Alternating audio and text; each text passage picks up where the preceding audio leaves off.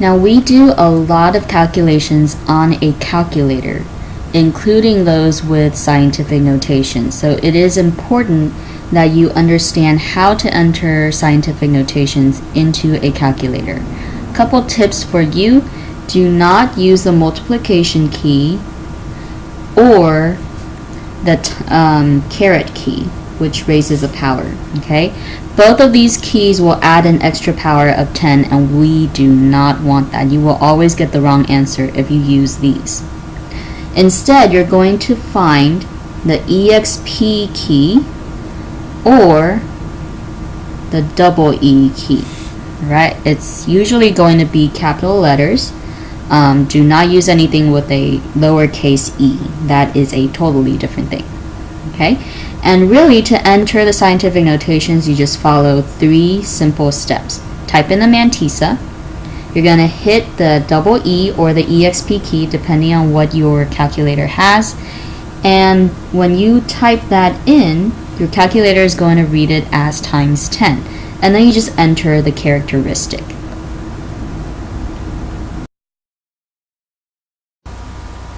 Now, before I get into the examples that are in your packet, I like to show you what your calculators are going to look like.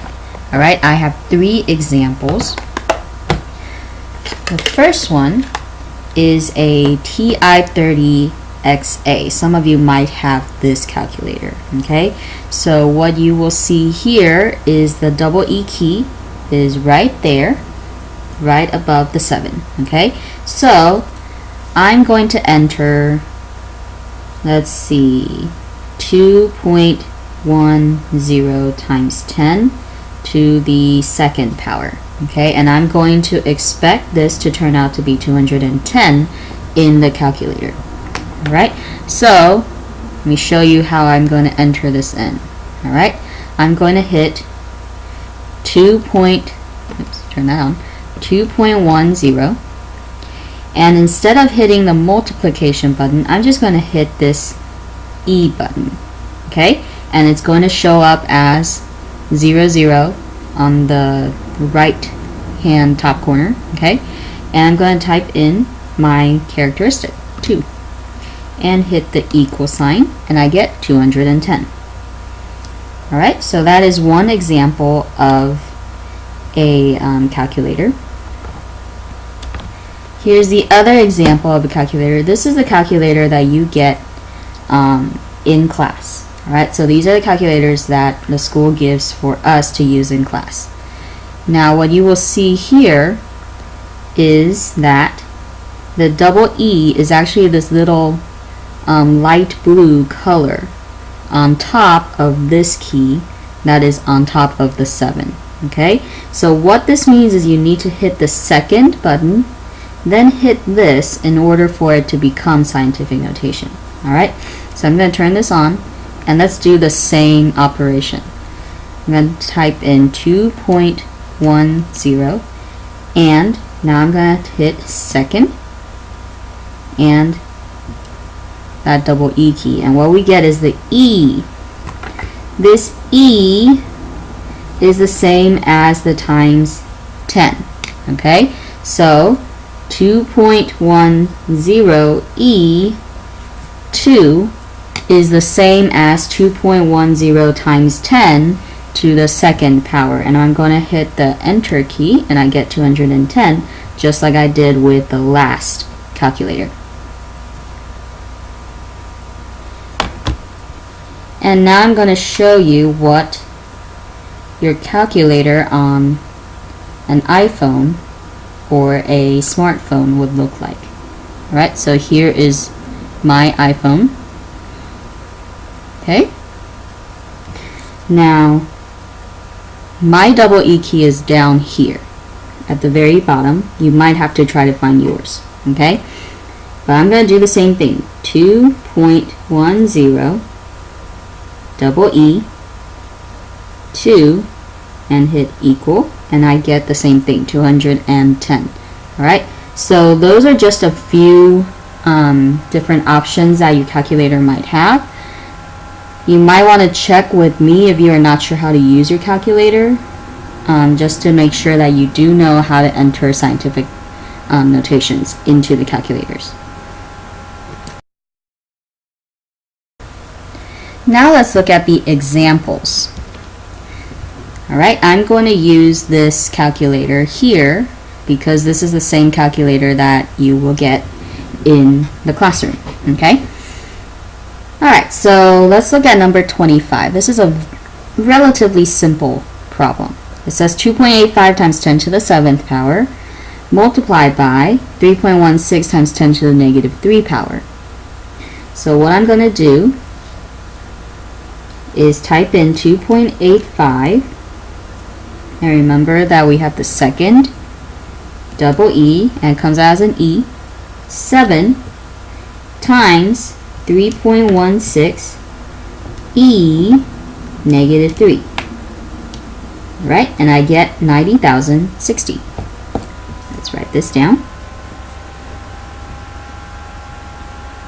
Now this is a good time to also review your sig figs rules, okay? So remember, whenever we are multiplying, we're going to count the number of sig figs. There are 3 sig figs in that first number and 3 sig figs in this second number, which means that my answer must be rounded to 3 sig figs. 1, 2, 3. This 0 is the last digit that I need to keep. The 6 tells me to round up, so that tells me 90100. Okay, box up your answers. Let's look at number 26. Number 26 is a division problem, so we are going to enter in exactly the same way that we did on the last one. Okay, 9.12, and we're going to hit the second E negative 5. Divide by 3.8 E 6. Hit the enter button, and I get 2.4. And what you will see right here is the times 10. There's a little times 10, and up here negative 11. So that tells me it's 2.4 times 10 to the negative 11 power.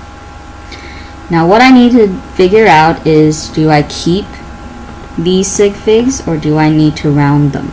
Okay, so let's look at the top. The top has 3 sig figs and the bottom has 2 sig figs. 2 is less, so that means I need 2 sig figs. And we already have 2 sig figs, so this is a good answer. Just need to box it up. That's our final. Look at number 27. Alright, 27 looks a little more complicated, but it really is pretty much the same type of question. Okay?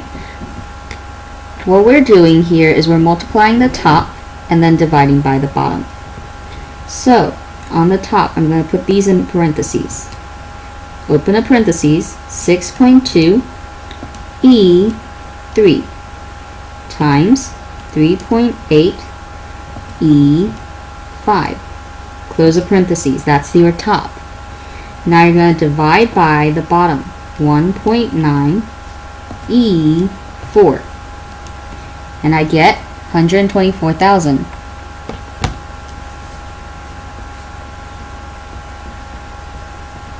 Okay, again we want to look at the sig figs to make sure that we have the correct number.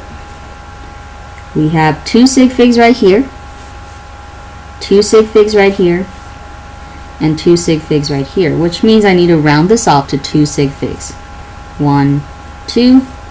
This is the last digit I need to keep. This tells me round down, so it becomes 120,000.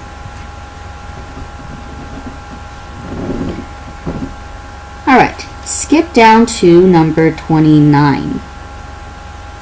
Okay, 29 is kind of the same thing, except we just added one more number. Alright, so this is the way that we are going to do this. We're going to put the top in a parentheses and put the bottom in a parentheses. Okay, open a parentheses, 5.06 E6 times 8.24 e negative 3. Close the parentheses. That is the top. Hit the divide button, and now we're going to enter in the bottom.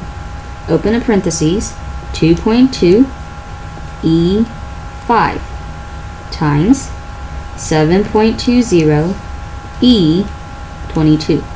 Close the parentheses. That's your bottom. Alright, hit enter. And I have a pretty big string of number, 2.63, 22222, looks like it's repeating, times 10 to the negative 24.